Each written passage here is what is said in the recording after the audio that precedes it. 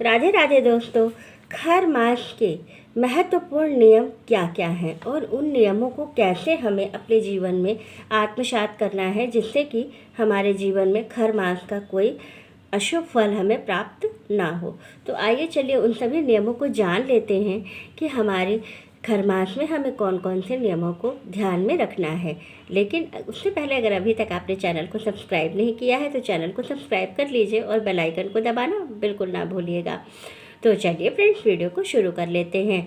सबसे पहले तो मैं बता दूं, खर मास का प्रारंभ हो रहा है 15 दिसंबर से। 15 दिसंबर दिन रविवार से खर मास का प्रारंभ हो जाएगा।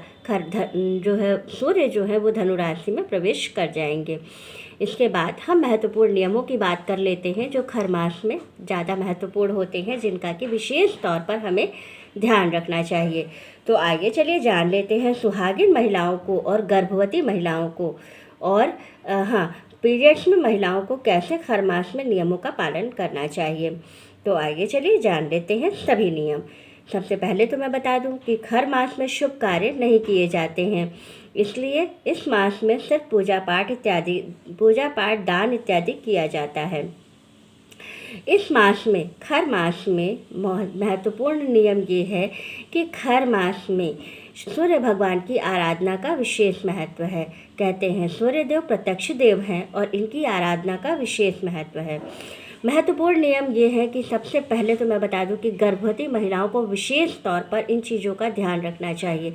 खर मास में उन्हें क्या करना है क्या नहीं करना है, सबसे पहले तो मैं उन्हीं के बारे में बता देती हूँ। गर्भवती महिलाओं को विशेष तौर पर ये ध्यान रखना है कि उनको सूर्यास्त के बाद घर से बाहर नहीं जाना है।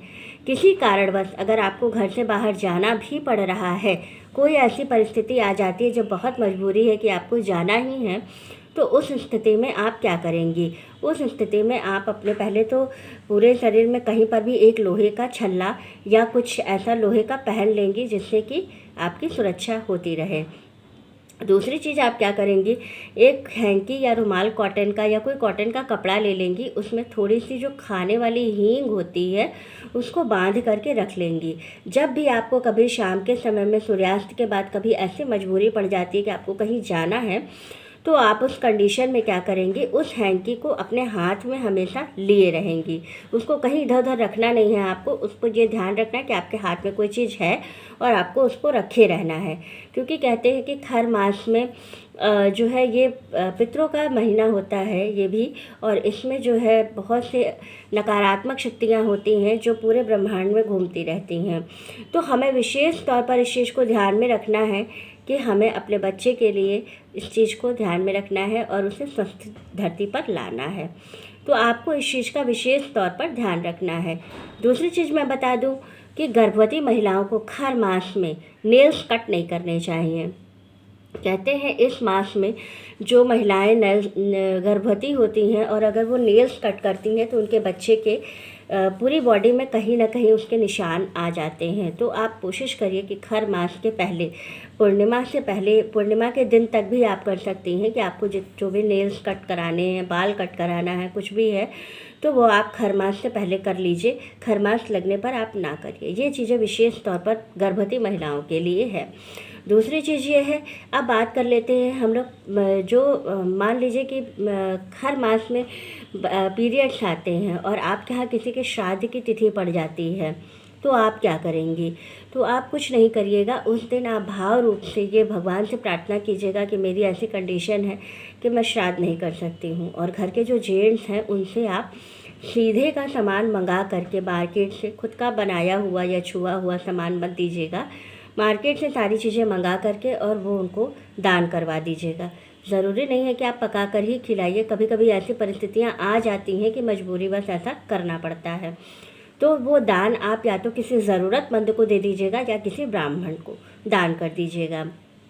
मासिक धर्म में अगर आप हैं तो आप ऐसा कर सकती हैं। सुहागिन महिलाओं को विशेष तौर पर इस चीज़ का ध्यान रखना है कि आपको सुहाग से संबंधित कोई भी सामान नहीं खरीदना है। खर मास में कोई भी सामान, आपको चूड़ी, बिंदी, श्रृंगार से संबंधित कोई सामान आपको नहीं खरीदना है।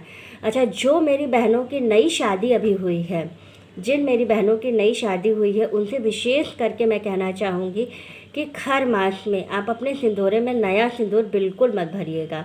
जो सिंदूरा आपकी शादी में आपको मिला है उसमें जितना भी सिंदूर है आप उसी से पूरे महीने में मांग में सिंदूर लगाइएगा। या तो कोशिश करिए कि सिंदूरा खरमास में मत छूइए और कोई अलग से डिब्बी बना लीजिए, कोई ऐसा छोटा सा सिंदूरा अलग से पूर्णिमा के दिन खरीद करके उसमें सिंदूर भर लीजिए और उससे आप सिंदूर लगा लीजिए। तो आप ये नियम विशेष तौर पर ध्यान रखिएगा। तो फ्रेंड्स, वीडियो कैसी लगी हमें कमेंट करके ज़रूर बताइएगा। वीडियो अच्छी लगे तो राधे राधे ज़रूर लिखिएगा। राधे राधे दोस्तों।